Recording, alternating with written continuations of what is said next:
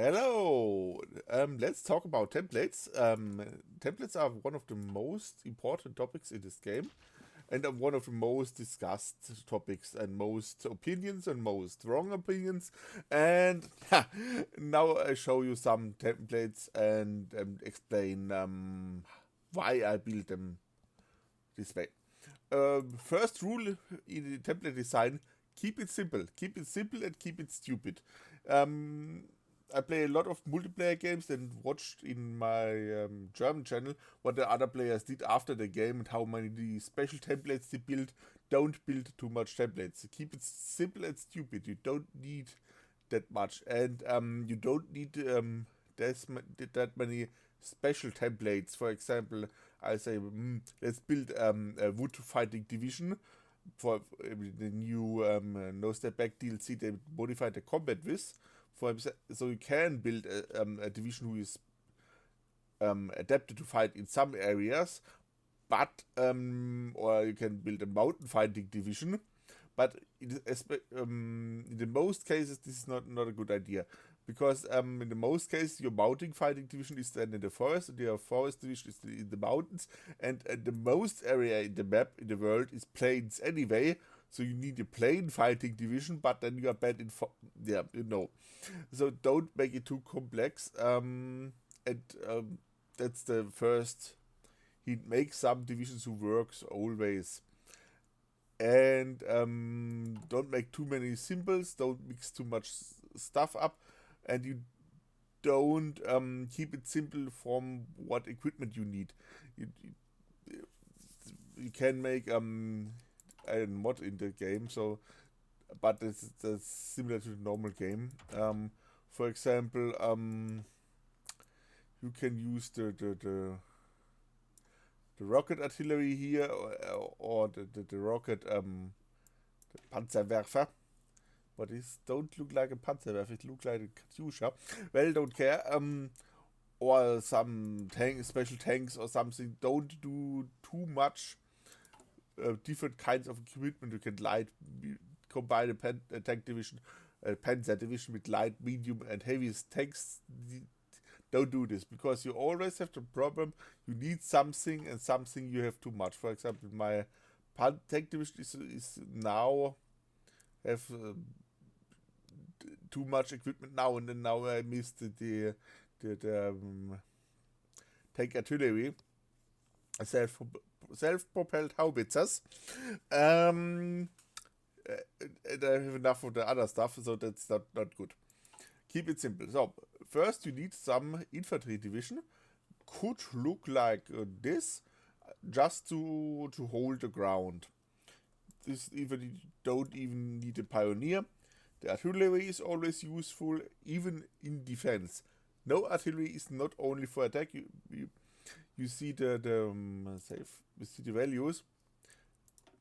Move it, and if you add artillery, you get defense, and you get soft attack. And the most enemy in the world, the AI don't build much tanks, and the multiplayer is little bit different, because then the players build heavy tank divisions, but or the tank heavy divisions, but the AI don't. So you don't need much anti-tank, but you need a lot of anti-infantry. And if your soft attack value is high, then you do more damage to the attacker if you defend, and the attacker use more equipment, and then you fight better. That the artillery is always useful in every division. So why not no pioneers? They reduce your organization, and with less organization, your divisions don't fight that long. And the pioneers don't give you this much advantage, in my opinion. Yes, you get some entrenchment. You get some a little bit more attack stats in some area, but if entrenchment is that much important in the game, why no one? If this is important, here you get 10 entrenchment for free. Well, if entrenchment is important, this doctrine must be the best. entrenchment works, entrenchment have an effect, but not that always. You don't want always to be defending, you want attacking. So, yeah. And if entrenchment is this important, why nobody take this? You got 5 entrenchment for all units in the army, and you can do the same with the field marshal. And I think I'll just try. So, where are you?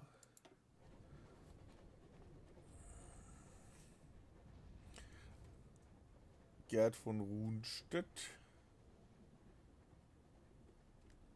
The entrenchment is reduced by enemy spy networks. That's not funny. As you get 1 from the field marshal, so you get 6 entrenchment, and you get much more. That's another way. That's reduced.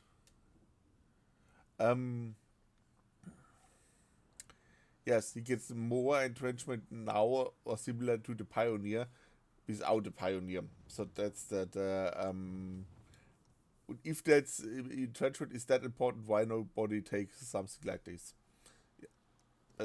Yes, entrenchment is not that important. Another thing, what all recon this don't work. You get a speed bonus.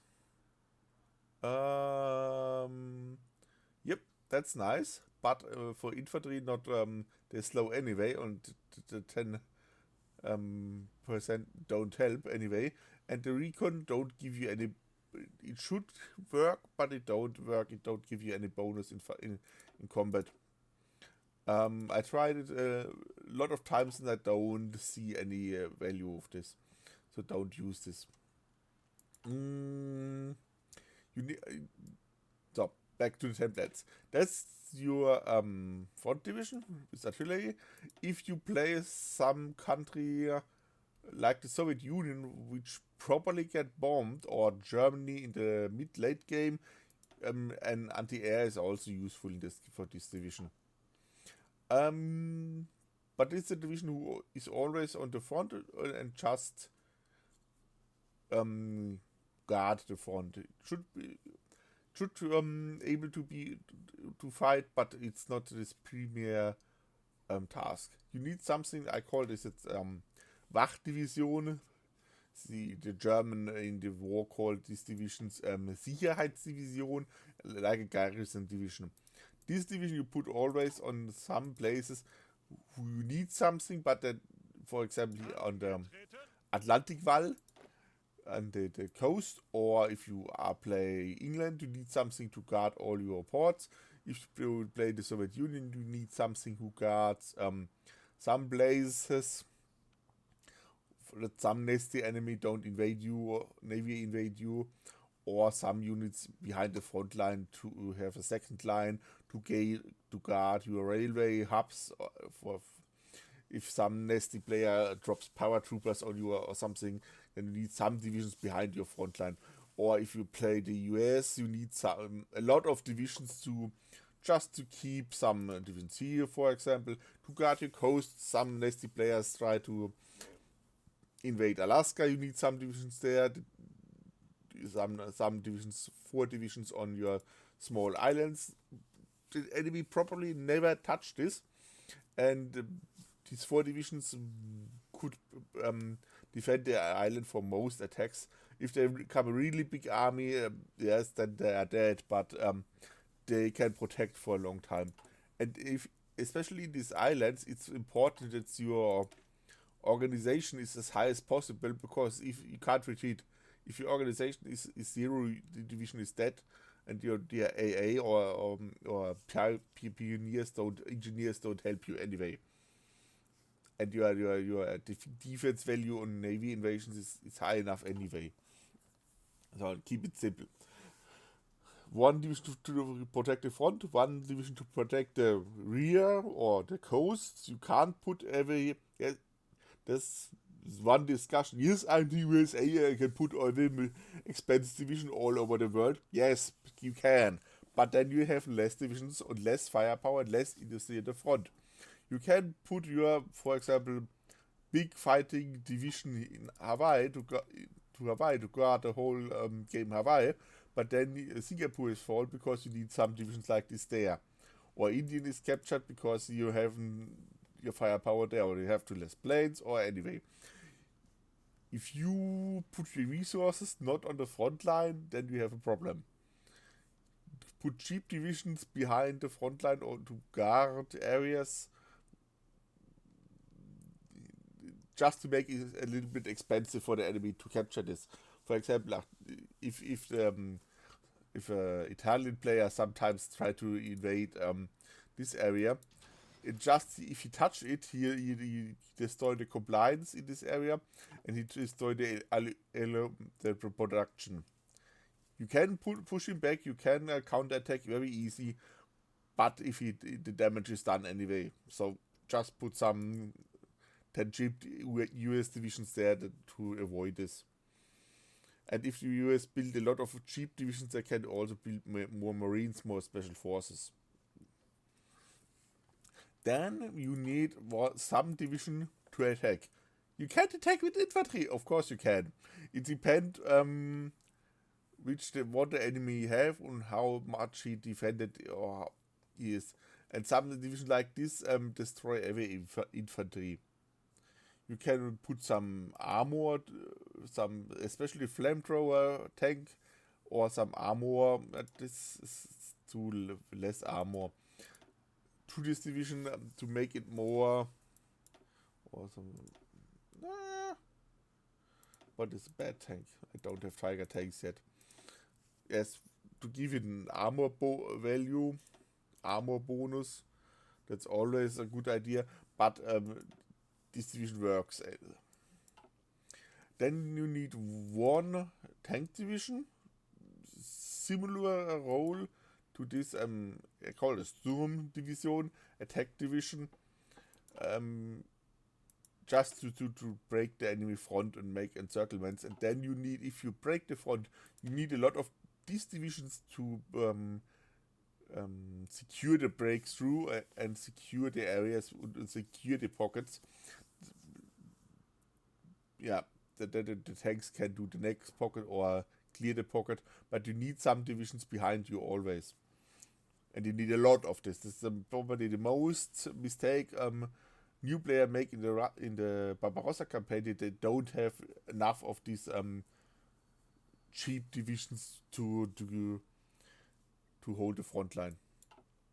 You always need some garrison divisions, but this is for the off-map garrison here. It's not a division on the field, and they don't make them. They normally have sometimes recon or artillery in some templates. Make a template without them because they have no use. You can make, if you have resistance problems, you can make them bigger. Some don't know why, but it helps. You can, if you research the military police, you can put them in.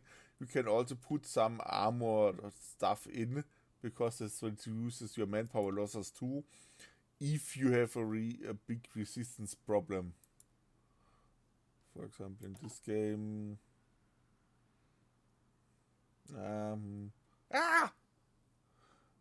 that's not really not funny. 300.000 Tote durch Widerstand. That's 30 divisions died from resistance, and equipment from 2-3 big tank divisions are died from resistance. So I must do something against resistance. Then, for example, put some old light tanks in these garrison divisions to reduce this. And then you need, for example, paratroopers or marines, but not.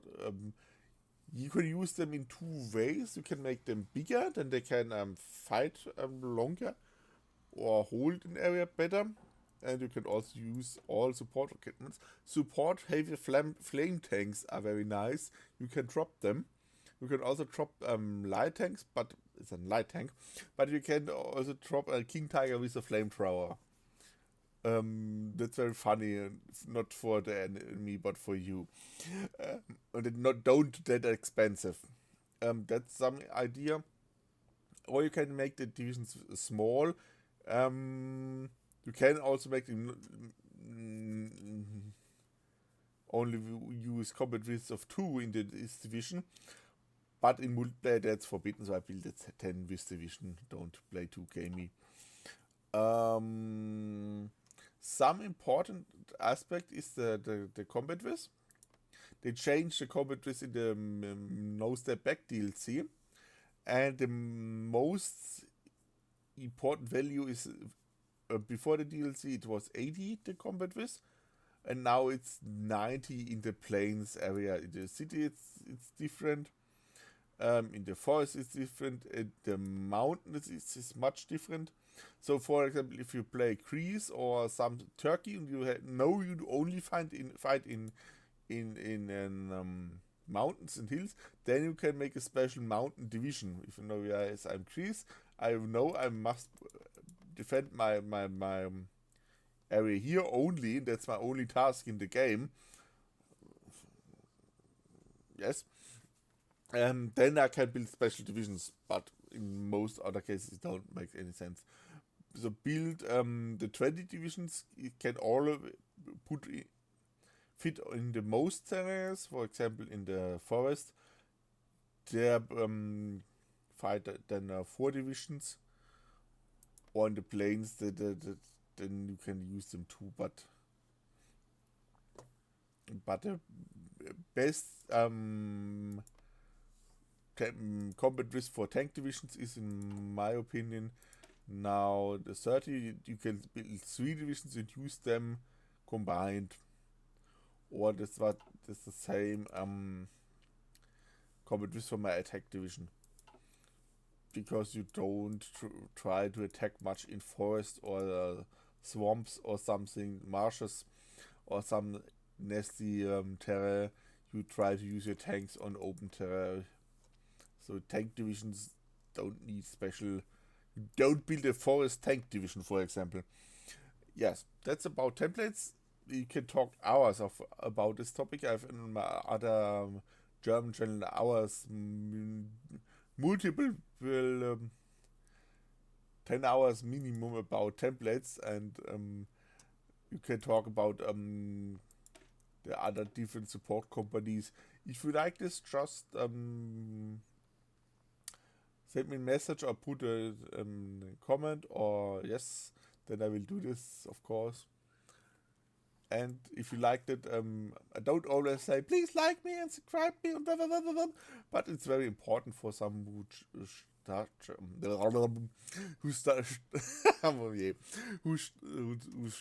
makes some YouTube channel to get some likes and some subscribe. Yes, and to get some support. So this would be nice. Bye.